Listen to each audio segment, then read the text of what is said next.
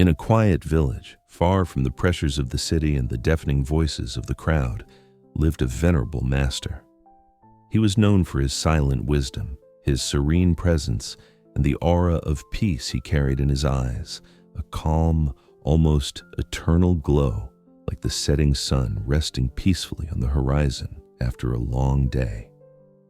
Among all who sought his counsel, only one disciple had been chosen to walk the deeper, mystical, and quieter path of self-knowledge at the master's side. The young man, with a restless soul, longed to understand the mysteries of life, but he also carried the marks of ego, the need for approval, the fear of judgment, the anguish of criticism. One afternoon, the sky was painted with a splendid golden-orange hue. The leaves on the trees seemed to burn with soft flames under the evening light, and the world felt suspended between silence and contemplation. The master, with his calm and deep voice, looked at the disciple and said, "My dear soul, today you will learn one of the most important lessons for spiritual freedom. Go to the nearby cemetery, and once there, shout at the top of your lungs all kinds of praises for the dead. Exalt their virtues, invent glories, say they were the most admirable people ever to walk the earth."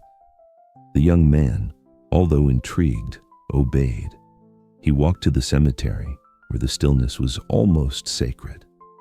The moss-covered tombstones and the gentle breeze between the trees gave the place an air of reverence and mystery. Hesitantly at first, he began to shout, "Honored are you, noble men and women, great sages, brave warriors, the finest this world has ever known. Eternal glory to you." His voice echoed among the stones, spread across the graves, and was swallowed by silence. No response, no reaction. Back with the master, he reported, "Master, they said nothing." The wise man nodded, as if he had expected that very answer. "Very well. Now, go back to the same place, but this time, insult them. With all your strength, throw harsh words, criticism, accusations, say they were cowards, fools, unworthy of life." The disciple hesitated, but once again obeyed. Arriving at the cemetery, his voice tore through the silence violently. "You were useless, cowards, selfish, a waste of existence. You should have been forgotten." Once again, nothing, only silence. The young man returned, even more confused. "Master." Again they said nothing. Neither praise nor insults moved them. With a gentle smile and eyes shining with understanding, the master concluded, "That is how you must be. Indifferent, like a dead man, to both the flattery and insults of others." The disciple stared in silence, feeling the weight and depth of that lesson. Simple, yet powerful. A soft breeze blew between them, as if nature itself agreed. How many of us live as prisoners of others' opinions? How often do we stop following our own path out of fear of judgment, or lose our inner peace when criticized? How often are we excessively delighted by a compliment, only to be crushed by a single word of contempt? The Master wanted to teach his disciple, and all of us, that true freedom does not come from controlling what others say or think, but from not being controlled by it. Those who praise you today may forget you tomorrow. Those who criticize you today may admire you tomorrow. External voices are like the wind.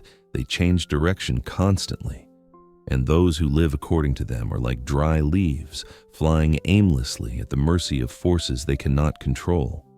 But the one who finds their center, who learns not to be inflated by compliments or destroyed by criticism, that person has found something rare, inner balance. The silence of the dead is, in fact, a mirror of deep wisdom. They no longer care what is said about them. They do not react to adoration or disdain. They simply remain. And it is that state the Master proposes as the ideal. Of course, this does not mean we should become cold or insensitive. It means that our identity should not depend on others. We must act with integrity because it is right, not to impress or please. We should listen to criticism with wisdom, but without letting it define us.